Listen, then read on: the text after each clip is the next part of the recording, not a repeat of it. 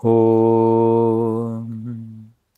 दिक्कालाद्नवच्छिन्न अनन्तचिन्मात्रमूर्तये स्वानुभूते कमनाय नमो शान्ताय तेजसे ऋतम् आत्मा परं ब्रह्म सत्यमित्यादिकावुधै कल्पिता व्यवहारार्थं संज्ञातस्य মহাত্মনঃ। দ্বিতীয় অধ্যায়ের জগৎ মিথ্যাত্ব প্রকরণ, এটি আমাদের পড়া হচ্ছিল। অবিদ্যার কথা বলে শেষ করছেন। অবিদ্যার এইরকম প্রভাব, অবিদ্যা কীরকম করে না, অনিত্যে নিত্য বুদ্ধি, যেটা অনিত্য পরিবর্তনশীল থাকে না সেটাকেই মনে হবে যে এটাই চিরস্থায়ী। অসুচিতে সূচি বুদ্ধি, অনাত্মাতে আত্মবুদ্ধি ও দুঃখে সুখ বুদ্ধি করাইয়া থাকে। এই দুঃখে সুখ বুদ্ধি, এটা ঠাকুর খুব সুন্দর উদাহরণ দিয়েছেন। বলছেন ওই মরুভূমিতে উটগুলো আছে, তারা ওই কাঁটা লতাগুলো খাবে, আর যখন খায় তখন মুখ দিয়ে রক্ত পড়ে, কিন্তু তবুও সেটা চেপে থাকে, অর্থাৎ কষ্ট কিন্তু সুখের সঙ্গে গ্রহণ করছে। তো এই রকম হচ্ছে অবিদ্যার প্রভাব। এখন 16 এবং 17 নম্বর শ্লোক থেকে শুরু হবে। বর্তমান শ্লোকদ্বয়ে পূর্বোক্ত বিষয়ই দৃষ্টান্ত সহায়ে আরও বিশদ করা হইতেছে। কিরকম বলছেন? অব্যুৎপন্নস্য কনকে কানকে কটকে যথা কটকো ব্যক্তিরেবাস্তি ন মনা গোপী হেমধীঃ তথাজ্ঞস্য পুরাগারো নগো নাগেন্দ্রগোচরা ইদং দৃশ্যং দৃগেবাস্তি ন তন্যা পরমার্থদিক।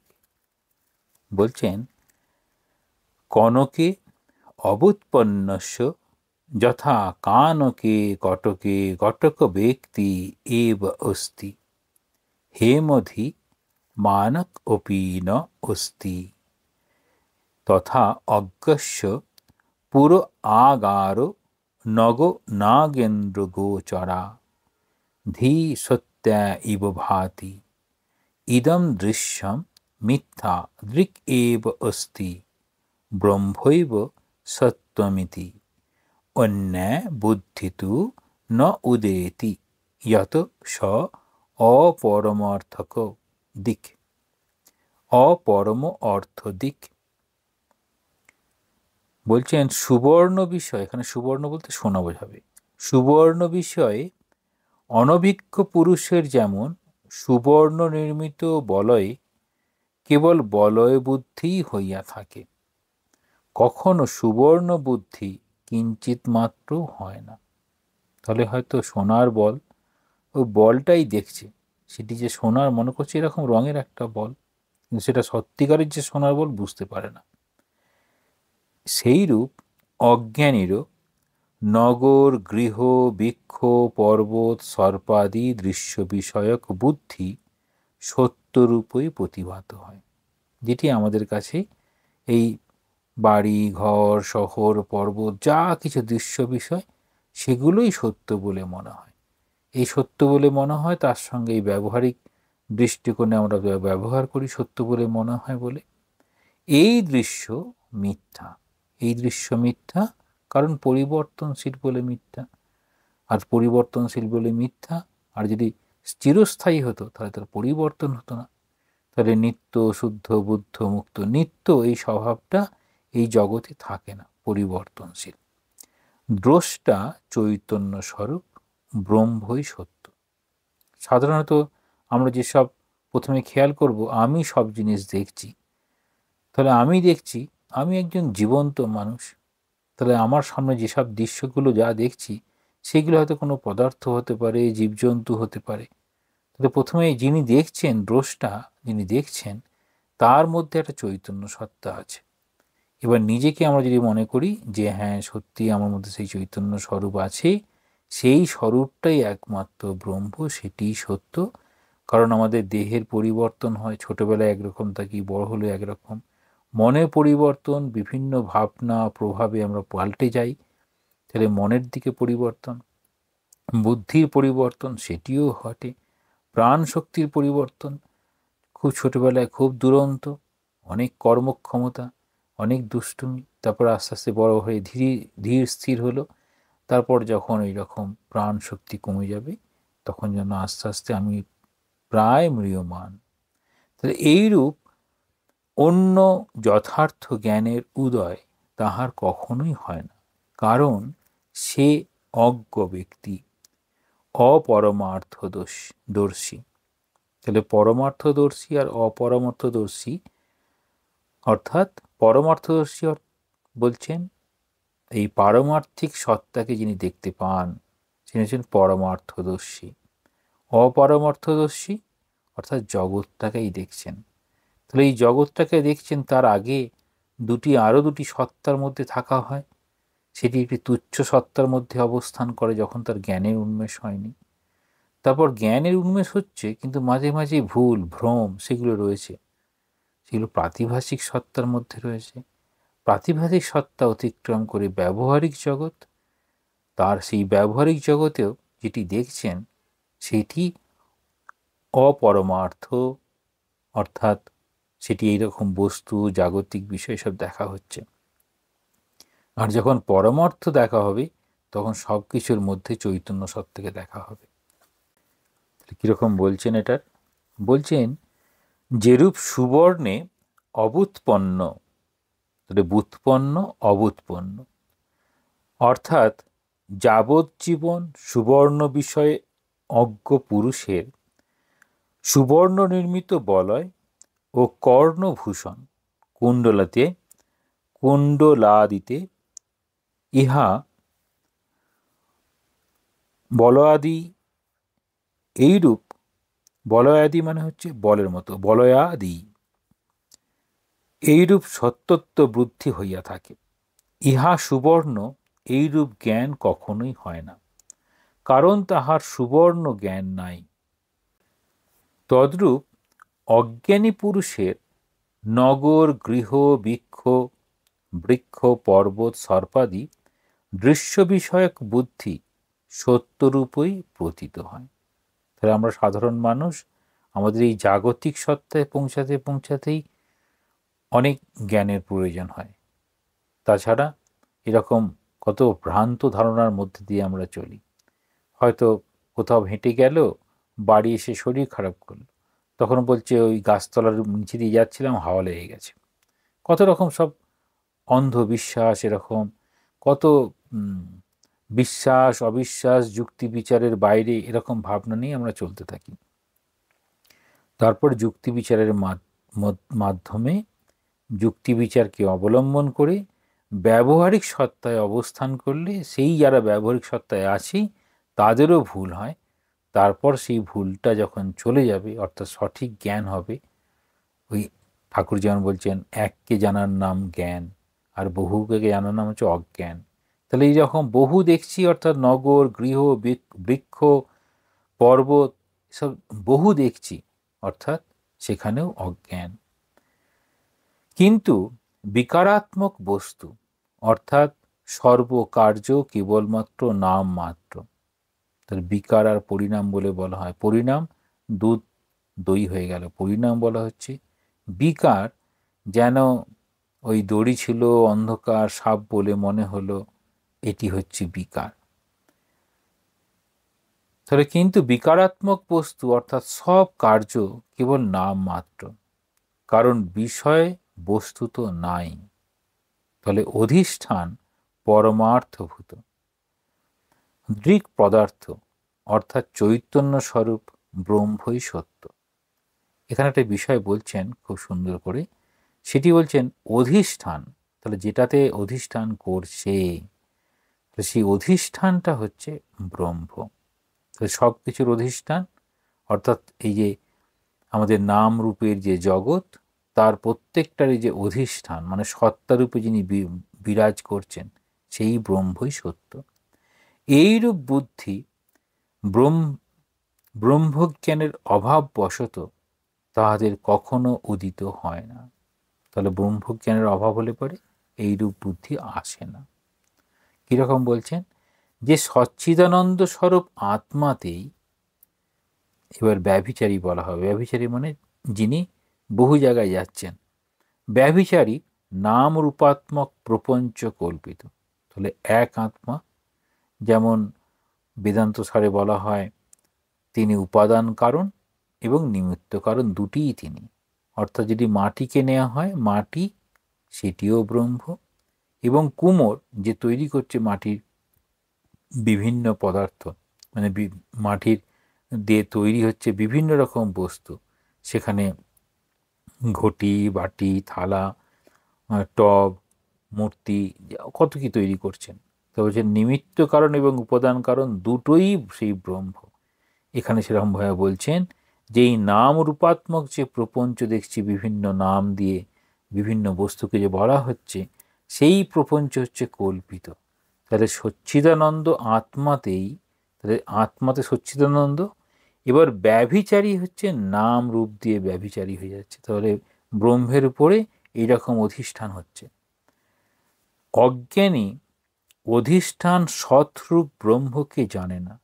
তাহলে সেই এক মাটি আছে, সেটা দিয়েই সব কিছু তৈরি হয়েছে, সেই এক ব্রহ্মই আছে, সেটাই নাম রূপের আকারে বিভিন্ন পদার্থ হচ্ছে, এবং ব্রহ্মে কল্পিত মিথ্যা নামরূপকেই সত্য বলিয়া গ্রহণ করিয়া থাকে।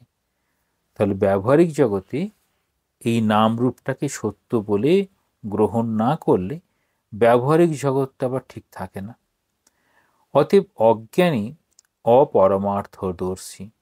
তাহলে বলছেন অজ্ঞানী অর্থাৎ যার এখনো ব্রহ্মজ্ঞান হয়নি, তিনি হচ্ছেন অপরমার্থদর্শী। এই যদি আমরা অজ্ঞানী হই আর জ্ঞানী হই, কেন আমরা জ্ঞান লাভ করব? জ্ঞান লাভ করে কি হবে? বেশ তো আছি। তখন বলছে না, বেশ আছি নয়, আমরা ব্যবহারিক জগতেই আছি, আর ব্যবহারিক জগতেই এখানেই সুখ, এখানেই দুঃখ। হয়তো সুখ পাবো বলে অনেক দুঃখ ভোগ করছি, বা এই দুঃখটাকে সুখের আকারে নিয়ে আসছি। কিন্তু যদি ঠিক ঠিক জ্ঞান লাভ করা যায়, তখন সব কিছুর মধ্যে সে আনন্দকেই খুঁজে পাবে। তাহলে আমরা সবাই, কেউই আমরা দুঃখ পেতে চাই না, সবাই আনন্দ পেতে চাই। কেউই আমরা অজ্ঞানী হতে চাই না, সবাই আমরা জ্ঞানী হতে চাই। আমরা সবাই জানার ইচ্ছে যেমন আছে। তাহলে আমাদের সব কিছু ভালো অবস্থা, অর্থাৎ বেশিরভাগটাই নির্ভর করে মনের উপরে। কারণ মন সেই আমাদের জগৎ তৈরি করে, মন সেই জগতের জায়গায় ভগবানকে নিয়ে আসতে পারে।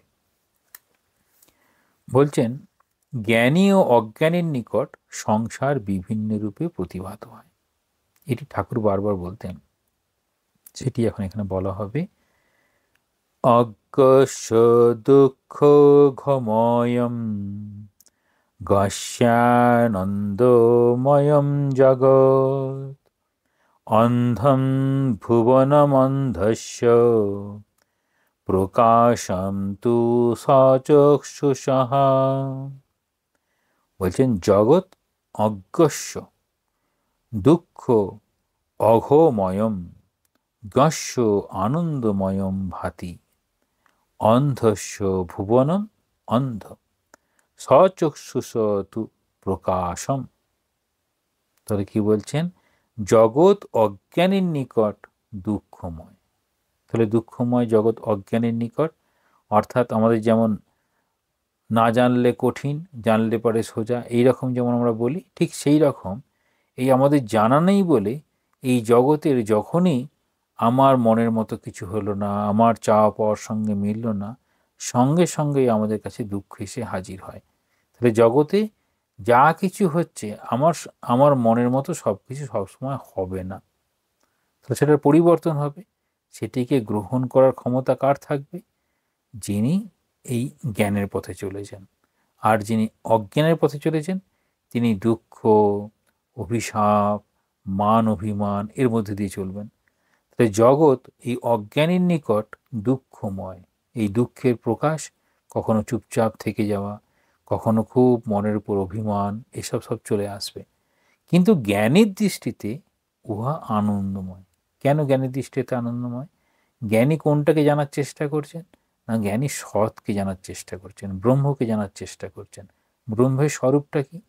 তিনি সৎ স্বরূপ, তিনি চিৎ স্বরূপ, তিনি আনন্দ স্বরূপ। তাহলে তিনি নিজেই সৎ স্বরূপ, মানে যা যা সৎ সব তার স্বরূপ, বা সৎস্বরূপ বলতে ব্রহ্মেরই প্রকাশ, এটাকে বলা হয় এক্সিস্টেন্স, অর্থাৎ অস্তিত্ব রূপে তার সত্তা। এবার বলা হচ্ছেন চিৎ, জ্ঞান। তাহলে তিনি সেই জ্ঞানটা পেতে চাইছেন কোনটা? না, প্রত্যেকের মধ্যে যে চৈতন্য সত্তার সেই জ্ঞান, সেই অনুভব, বা সব যাকে জানলে সব কিছু জানা যায়, এইরকম যে বলা হয়, অর্থাৎ সেই জ্ঞান লাভ করার চেষ্টা করছেন। আর সেখানে কি আছে? সেখানে আনন্দ আছে। এই আনন্দের কারণ তিনি ওই যে চাওয়া পাওয়ার ঊর্ধ্বে চলে গেছেন। কিন্তু জ্ঞানের দৃষ্টিতে উহা আনন্দময়। অন্ধের নিকট জগৎ অন্ধকার। এবার বলছেন অন্ধ, যার যে চোখে দেখতে পায় না, তার কাছে যেমন সূর্যের কোনো দাম নেই, তাহলে অন্ধ, তার কাছে জগৎ অন্ধকার। অর্থাৎ যিনি অন্ধ, তার কাছে অন্ধকার বলতে তার কাছে জ্ঞানটাও নেই। তাহলে অন্ধের এই বিচার জ্ঞান যেন নেই। এই অন্ধটাকে ঠাকুর বলছেন সংকীর্ণ মনা। এই অন্ধের দিকটাতে কীরকম গল্পের আকারে বলেছেন, হাতির গল্প বলছেন, কতগুলো অন্ধ হাতি দেখছে। অন্ধের হাতি দেখা কীরকম? ছুঁয়েছি যতটা অনুমান করতে পারে, কারণ চোখ দিয়ে সম্পূর্ণ দেখতে পায় না। তখন হাতিটারই বর্ণনা করছে, হাতি কীরকম? থামের মতো। হাতি কীরকম? কুলোর ওই ধান বা চাল এসব জিনিসকে বাছাই করার জন্য যেটি ব্যবহার করার নাম, তার নাম হচ্ছে কুলো। তাহলে ওটির নাম বলছে কুলোর মতো যেন দেখতে, কিন্তু হাত দিয়ে অনুভব করে করে বোঝার চেষ্টা করছেন। তাহলে তার কীরকম? লিমিটেশন। অন্ধ বলতে তার জ্ঞানটা খুব কম, সেই জন্য জগৎ তার কাছে, এই বাস্তব জগৎটাই খুব একটা পরিষ্কার হয় না। তার কাছে জগৎটা হচ্ছে অন্ধকার। কিন্তু চক্ষুষ্মান ব্যক্তির দৃষ্টিতে সর্বজগৎ প্রকাশ পরিপূর্ণ। এবার যিনি দেখতে পাচ্ছেন, অর্থাৎ জ্ঞানের আলোক যিনি পেয়েছেন, তার দৃষ্টি কীরকম মনে হবে? এই ভক্তির যদি আঙ্গিকে দেখা হয়, তখন মনে করবেন সব কিছুই আমার প্রভুই সৃষ্টি করেছেন, বা সব কিছুর মধ্যে সেই প্রভুই আছেন। যেমনভাবে বলছেন, যেখানেই আমার চোখ যায় সেখানেই আমি কৃষ্ণকে দেখি, এরকম বলছেন। তাহলে সেই কৃষ্ণ ছাড়া অন্য কিছু দেখার চেষ্টা করছেন না, দ্বৈতভাবে। এবার এখানে জ্ঞানীর পথ অদ্বৈতভাবে, তখন তিনি দেখবেন যেন সেই চৈতন্য সত্তা সব জায়গায় বিরাজমান। এরপরে বলছেন, জ্ঞানী জানেন যে দ্বৈত বস্তু নাই। তাহলে দুই নাই, সব এক আছে। জগৎ বস্তুত ব্রহ্মই। তাহলে এখানে জগৎ, যা এই দৃশ্যমান জগৎ, ব্যবহারিক জগৎ, যা কিছু দেখছি, তার ঊর্ধ্বে ওই পারমার্থিক সত্তার দিকে যাওয়ার কথা বলছেন, যে পারমার্থিক সত্তাতে তখন বস্তু বলে কিছু নেই, সেই ব্রহ্মই আছে। সুতরাং সর্বত্র তাহার এক আনন্দেরই প্রতীতি হয়। তাহলে সব জায়গাতেই তিনি আনন্দই পান, কারণ তার স্বরূপটা ব্রহ্মের স্বরূপ আনন্দ। তিনি সৎ স্বরূপ, চিৎ স্বরূপ, আনন্দ স্বরূপ, সেই জন্য তিনি আনন্দই পান। অজ্ঞানী দ্বৈতকে সত্য বলিয়া জানে, সুতরাং দুঃখই অনুভব করে। এবার অজ্ঞানীর কাছে তিনি কখনোই ভাবতে পারবেন না যে এর মধ্যে কি সংযোগ সূত্র আছে। যেমন শ্রীকৃষ্ণ গীতায় বলছেন যে সূত্রে মণিগণাইব, যেমন স্বামীজি বলছেন ওয়াননেস অফ দ্য ইউনিভার্স, জগতের সেই একত্ব। তাহলে এই যে ভাবগুলো, সেই ভাবগুলো হচ্ছে অদ্বৈতবাদের ভাব বা জ্ঞানযোগের ভাব। তাহলে অজ্ঞানী তিনি সবসময় এই ব্যবহারিক জগতের ঊর্ধ্বে আর উঠতে পারেন না, সেই জন্যই এই ব্যবহারিক জাগতিক সত্তাটাকে কেবলমাত্র সত্য, তার ঊর্ধ্বে আর কিছুই নেই। তাহলে তার পরিবর্তন তার কাছে দুঃখের ভাবে প্রতিভাত হবে।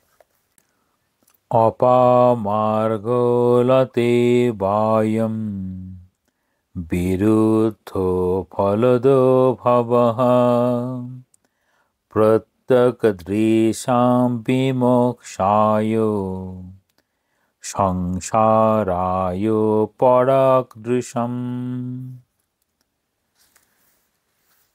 বলছেন অপমার্গের বীজ হাত মুষ্টিবদ্ধ করিয়া উপরের দিকে তুলিতে গেলে হাত কণ্টকবিদ্ধ হয় এবং বীজগুলিও বিচ্ছিন্ন বিক্ষিপ্ত হইয়া যায়।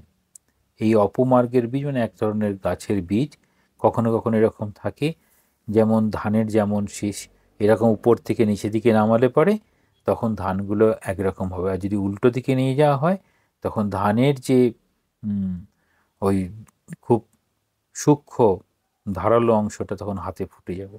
তাহলে কীরকম বলছেন, ওই রকমই যদি বীজ হাত মুষ্টিবদ্ধ করিয়া উপর দিকে তুলিতে গেলেই তখন কি হবে, কাঁটার মতোগুলো বিঁধে যাবে। আর যদি এই জন্য বলা হয় অনুলোম আর বিলোম। অনুলোম মানে হচ্ছে লোম যেরকম শরীরের উপর থেকে নিচে গেছে বা নিচে থেকে উপরে গেছে, যেখানে যেরকম আছে, অনুলোম মানে হচ্ছে ওই লোমকে অনুসরণ করে। আর বিলোম মানে উল্টো দিকে আসা। একে বলা হয় নদী যেমন উপর থেকে নেমে আসে, উপর দিকে যদি নদীর ক্ষেত্রে নদী যেমন উপর থেকে নিচের দিকে নেমে আসছে, তাকে যেমন এই নিচের দিক থেকে আবার উপর দিকে নিয়ে যাওয়া সম্ভব নয়, বা যদি নিয়ে যাওয়ার চেষ্টা করতে হয় তাহলে অনেক রকম গোলমাল হয়ে যাবে। অর্থাৎ উপর থেকে নিচে আসে, নিচে থেকে উপরে যায় না, অর্থাৎ যেটি যেরকম সেটি সেরকম হওয়ার কথা। তাহলে এখানে বলছেন যে অপমার্গের বীজ হাত মুষ্টিবদ্ধ করিয়া উপর দিকে তুলিতে গেলে হাত কণ্টকবিদ্ধ হয় এবং বীজগুলিও বিচ্ছিন্ন বিক্ষিপ্ত হয়ে যায়, মানে জোর করে ঠেলা হচ্ছে। কিন্তু মুষ্টিবদ্ধ হস্ত নিচের দিকে টান দিলে সহজেই বীজগুলো পাওয়া যায়। তাহলে শীষ থেকে উপর থেকে নিচে দিকে নামানো হয়, তখন হাতের মধ্যে সব বীজগুলোকে পাওয়া যায়। সেইরূপ একই রকমভাবে বলছেন অন্তর্দৃষ্টি সম্পন্ন পুরুষের নিকট। তাহলে যার অন্তর্দৃষ্টি সম্পন্ন পুরুষের নিকট, যার অন্তর্দৃষ্টি হয়েছে, তিনি কীরকম দেখবেন, সংসার মুক্তির হেতু। তাহলে সংসার মুক্তির হেতু কী করে হবে না, এই সংসারের মধ্যেই যদি ভগবানকে খোঁজার চেষ্টা করি তাহলেই এটি সম্ভব। তাহলে সংসার মুক্তির হেতু হয়। এবং বহির্মুখ ব্যক্তিগণের নিকট জন্ম মৃত্যু সংস্মরণের হেতু হইয়া থাকে। তাহলে জন্ম মৃত্যু সংস্মরণ সরে সরে চলে যাবে, তাহলে জন্ম মৃত্যু আর হবে না। তাহলে বহির্মুখী ব্যক্তিগণের নিকট জন্ম মৃত্যু সংস্মরণের হেতু, যারা বহির্মুখী মন, অন্তর্মুখ নয়, তারা বারবার তাহলে এই সংসারে আসার হেতু হয়ে যাবে। অতএব সংসার অধিকারী ভেদে ভোগ বা মোক্ষ প্রদান করে। সংসার অধিকারী ভেদে করে কীরকম না, সংসারের দিকে আমি যে দৃষ্টিতে দেখছি, তাহলে সংসারটাই মুক্তির কারণ হতে পারে, সংসারটাই আবার বন্ধনের কারণ বা আবার পুনরায় আবার সংসারে আসার কারণ হতে পারে। তাহলে সংসার অধিকারী ভেদ, অধিকারী কে করলো না, আমার কর্মই আমার অধিকার তৈরি করলো, আমার দৃষ্টিভঙ্গি আমার অধিকার তৈরি করলো। তাহলে আমার জ্ঞান এবং আমার অজ্ঞান, আমার জ্ঞান অধিকার করলো যে আমি মোক্ষের দিকে যাব, আর আমার জ্ঞান ঠিক ততদূর গেল না, তখন আবার ফিরে আসার চেষ্টা হবে। তাহলে সংসার অধিকারী ভেদে ভোগ বা মোক্ষ প্রদান করে, অর্থাৎ বিপরীত ফল প্রদান করিয়া থাকে। বিপরীত ফল, আমি যদি শুভ কর্ম করি, অর্থাৎ আমি যদি এই জ্ঞান লাভের পথে চলি, তাহলে সেখানে আরও বেশি ভোগ হবে না আমার সেটা মুক্তি হবে। তখন ভোগের ইচ্ছেই যদি আমি কর্ম করি, তখন ভোগ পাওয়ার ইচ্ছায় হলে পরে তখন আমি ভোগের জন্য এবার আসবো, তার কারণ সেটি বাসনা এবং বাসনা বৃদ্ধির কারণ হবে। আর যেখানে নির্বাসনা, নিঃস্বার্থ কর্ম, সেখানে নিঃস্বার্থ প্রেম, এই সবগুলি যেখানে থাকে, সেটি হচ্ছে আমাদের মোক্ষের দিকে নিয়ে যায়। এরপর বলছেন আত্মাতে সর্বপ্রপঞ্চ কল্পিত। এই আত্মার উপরেই যা কিছু ঘটনা ঘটছে সব কল্পিত। আত্মাতে সর্বপ্রপঞ্চ কল্পিত। যথা বিশুদ্ধ আকাশে সহসৈবাভ্রমণ্ডলম ভূত্বা বিলীয়তে তদ্বৎ আত্মনিহাখিলম জগৎ। যথা বিশুদ্ধে আকাশে অভ্রমণ্ডলম সহসা এব ভূত্বা বিলীয়তে তদ্বৎ অখিলম জগৎ ইহ আত্মনি সহসা ভূত্বা বিলীয়তে। তাহলে বলছেন অভ্রমণ্ডলম মানে হচ্ছে মেঘমণ্ডল। তাহলে মেঘমণ্ডল যেরূপ সহসা নির্মল আকাশে উত্থিত হইয়া বিলয় প্রাপ্ত হয়, তাহলে হঠাৎ করে মেঘ এলো, আবার মেঘ যেন হারিয়ে গেল। আত্মাতেও তদ্রূপ এই বিশ্ব সহসা আবির্ভূত হইয়া পুনঃ বিনাশ প্রাপ্ত হয়। কি করে হয় এরকম? বলছেন এই আত্মাতে একই রকমভাবে যখন আমাদের মন যেরকম চলে, ঠিক সেই রকমভাবে আমাদের মনের সঙ্গে সঙ্গে আমাদের ভাবনাগুলো চলে আসে।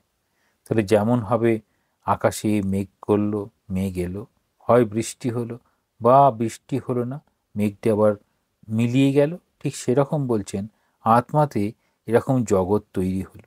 তো জগৎ কীভাবে তৈরি হয় না, আমরা যেমন যেমন ভাববো তেমন তেমন জগৎ, আমি আমার জগৎ তৈরি করি।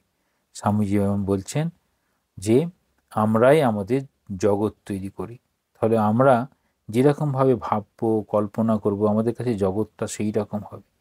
আবার আমাদের ভাবনাতেই জগৎটা চলে যাবে, তখন কেবলমাত্র এই চৈতন্য সত্তা বা ভগবান থাকবে।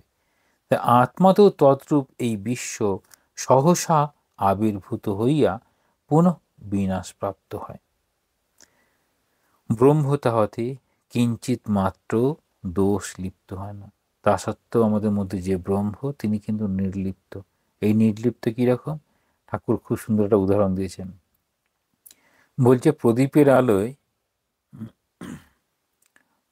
আলো কেউ পড়াশোনা করছে, আর প্রদীপের আলো কেউ গোলমাল কাজ করছে। প্রদীপের কিছু যায় আসে না, যিনি যেরকমভাবে কর্ম করবেন, ভাববেন, প্রদীপের কিছু যায় আসে না। এই প্রদীপটা হচ্ছে ব্রহ্মের যেন উপমা দিয়ে বলছেন, প্রদীপটাই হচ্ছে ব্রহ্ম, আর আমরা এরকম রকম কাজ করছি, সেটা হচ্ছে আমাদের জীবাত্মার অবস্থা, আমাদের বর্তমান অবস্থা, আমরা এরকম চলেছি। এবার বলছেন জগৎ বস্তুত ব্রহ্মরূপ, জগৎটা ব্রহ্মরূপই অবস্থান করছেন। কিরকম? আদিত্যব্যতিরেকেন রশ্ময়ো যেন ভাবিতাঃ আদিত্য এব তে তস্য নির্বিকল্প সৌচ্যতে।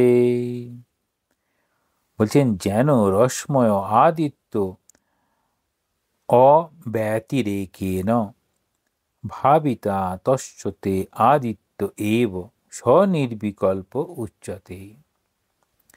যিনি রশ্মি সকল আদিত্যের সহিত অভিন্ন রূপে জানেন, তাহার দৃষ্টিতে ওই রশ্মিসমূহ আদিত্যরূপী।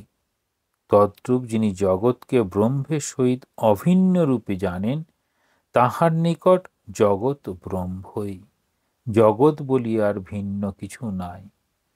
তাহলে যিনি ব্রহ্মজ্ঞান লাভ করেছেন, তিনি দেখছেন জগৎ আলাদা কিছু নয়, জগৎটা ব্রহ্মই। কিন্তু এই জগতের প্রতি আকর্ষণ যদি না থেকে, শুরুটা তাহলে কীরকম করছেন, যে ব্রহ্ম সত্য, জগৎ মিথ্যা, জগতের প্রতি মন নিয়ে যাচ্ছেন না, তাহলে বাসনা এসে হাজির হবে। তারপর এবার ব্রহ্মের দিকে মন নিয়ে গেলেন, তারপর জানতে পারলেন, অনুভব করলেন, তারপর তিনি দেখছেন, জানার পরে দেখছেন এই জগৎটা ব্রহ্মই, ব্রহ্ম ছাড়া কিছু নয়। তাহলে জানার আগে, তাহলে যখন জানা হয়নি, অর্থাৎ পারমার্থিক সত্তায় পৌঁছানোর পরে তিনি যখন এই জগৎ ব্যবহারিক সত্তা দেখছেন, সবগুলোকে তিনি ওই রকম দেখছেন। এরকম বলা হয় যে যতক্ষণ আমাদের দেহ থাকে, ততক্ষণ আমরা এই দ্বৈত অবস্থাতে থাকি। অদ্বৈত বেদান্ত মত অবলম্বন করে ওই রকম অনুভবের পরেও এই অদ্বৈত বেদান্তের আচার্যগণ, মহাপুরুষগণ যারা আছেন, তারা তারপর বিভিন্ন রকম স্তোত্র এরকম লিখছেন যে ভগবানের প্রকাশ যেন ওই রকমভাবে, সেই স্তোত্রগুলো যেন ভক্তির ভাবে বলছেন। সেখানে তারপর অদ্বৈতের পর আবার যেন বিশিষ্টাদ্বৈতে অবস্থান করছে নেমে এসে। তাহলে ওখানে উপরে যেন অবস্থান করতে পারেন না, নেমে এসে করেন। তখন যে জগৎটাকে দেখছেন, কিভাবে দেখবেন? তিনি জ্ঞান লাভ করার পরে দেখছেন, সেই জন্য সেখানে জগতের সবটাই সব যেন ব্রহ্মের সত্তা, এইরকম দেখছেন। তিনি সর্ব বিকল্পনা বিনির্মুক্ত। তাহলে তিনি সর্ব বিকল্পনা বিনির্মুক্ত অবস্থায় পৌঁছাতে পারেন। সেই পৌঁছানোর কীরকম বলছেন? এরকম বলছেন, যথা তরঙ্গ কল্লোলই জলম এব স্ফুরতলম পাত্র রূপেণ তাম্রম হি ব্রহ্মাণ্ড ঘৈ তথাত্মতা। বলছেন তরঙ্গ কল্লোলাদি, তাহলে তরঙ্গ, তরঙ্গের আওয়াজ, সমুদ্রের যেমন তরঙ্গর কল্লোল হিল্লোল সব চলছে, আকারে এক জলই যেমন প্রকাশ পায়। তাহলে সেই সমুদ্রেরই জল, তারই ফেনা, তারই ঢেউ, সেই ঢেউয়ের আওয়াজ। তাহলে বলছেন সেই জল নিজেকে যেমনভাবে প্রকাশ করে, পাত্রে যেরূপ তাম্রই প্রকাশ পাক, ব্রহ্মাণ্ডাকারে তদ্রূপ এক আত্মায় প্রকাশিত হইয়া আছেন। তাহলে বলছেন পাত্রে যেরূপ তাম্রই প্রকাশ পায়, ব্রহ্মাণ্ডাকারে তদ্রূপ এক আত্মায় প্রকাশিত হইয়া আছেন। কিরকম বলছেন?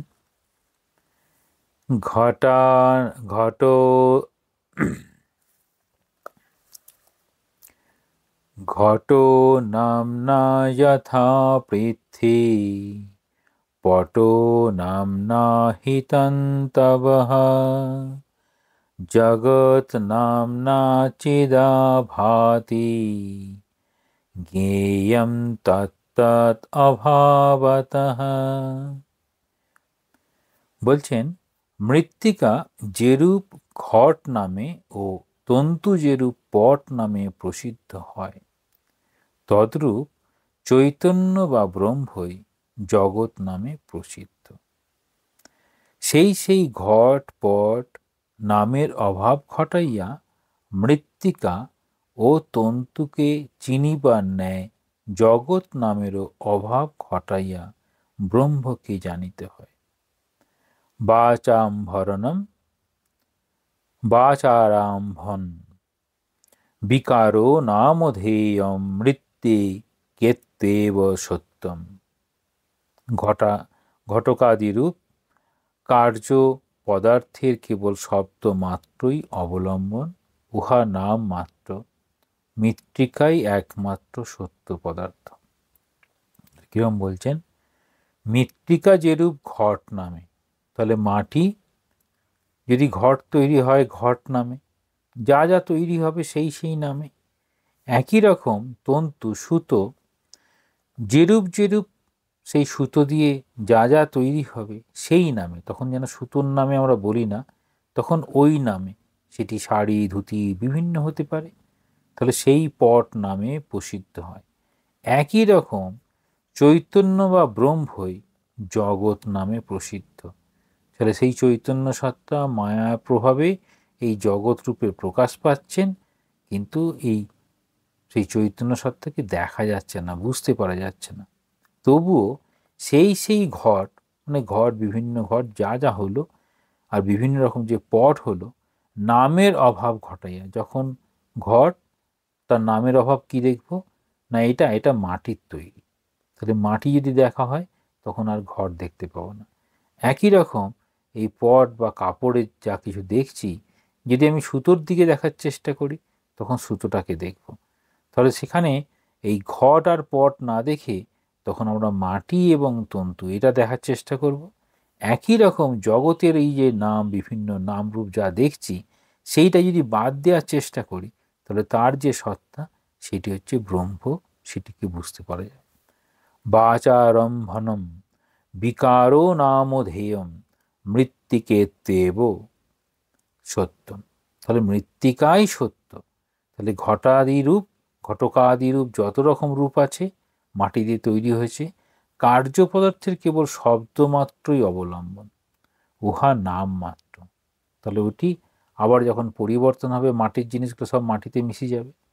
তাহলে মৃত্তিকাই একমাত্র সত্য পদার্থ, এরকম বলছেন। এরপরেরটাই বলছেন, তন্তু মাত্র ভবত্যেব পটো যদ্বৎ বিচারিতঃ আত্মা তন্মাত্রমেবেদম তত্ত্বৎ বিশ্বম বিচারিতম। যদ্বৎ বিচারিত পটতন্তু মাত্র এব ভবতি তদ্বৎ বিচারিতম ইদম বিশ্বম আত্মা তৎমাত্রম এব। তাহলে বিচারিত হইলে মানে বিচার করলে, তাহলে পট যা যা আমরা কাপড়ের জিনিস দেখছি আসলে কি না সেই তন্তু বা সেই সুতোই থাকে। একই রকম এই বিচারিত এই বিশ্ব তদ্রূপ ব্রহ্মরূপেই জ্ঞাতব্য। একই রকম এই ব্রহ্মটাই আমরা দেখব। এটি এই বইয়ের দেখবেন বিবর্তন আর পরিণাম, ওখানে তিনটি বলা হয়েছে, তার মধ্যে দুটি প্রধান, বিবর্তন আর পরিণাম।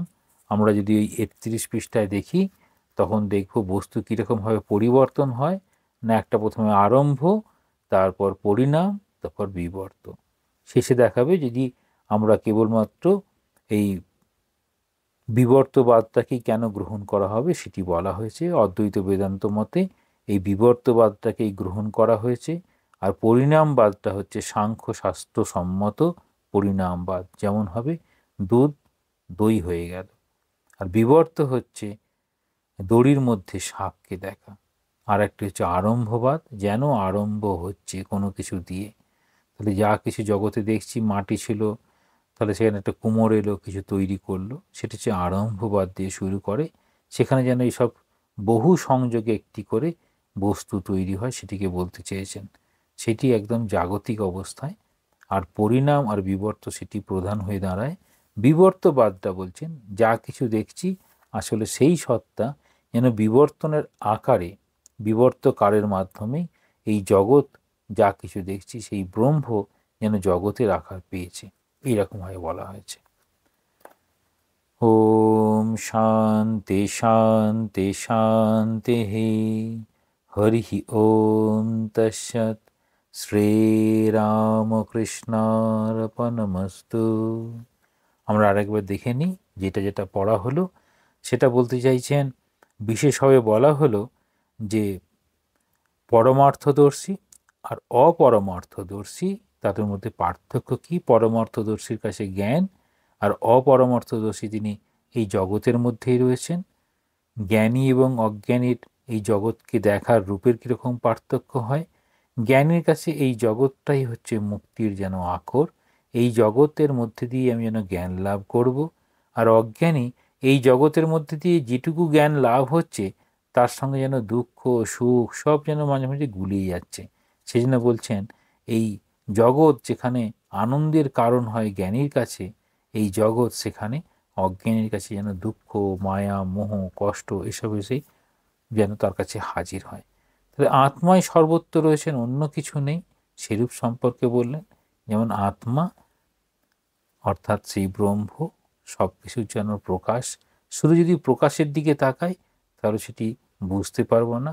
নাম এবং রূপ যদি চলে যায় তাহলে সেই ব্রহ্মই থাকবে, যেটি দৃগ্দৃশ্য বিবেকে শঙ্করাচার্য বলছেন অস্তি ভাতি প্রিয় নাম রূপ। এই অদ্য তৃতীয় সেটি হচ্ছে ব্রহ্মস্বরূপ, আর পরের যে দুটি সেটি এই জগৎ স্বরূপ। এরকমভাবে প্রকাশ করেছেন, সেটি এখানে বলা হলো।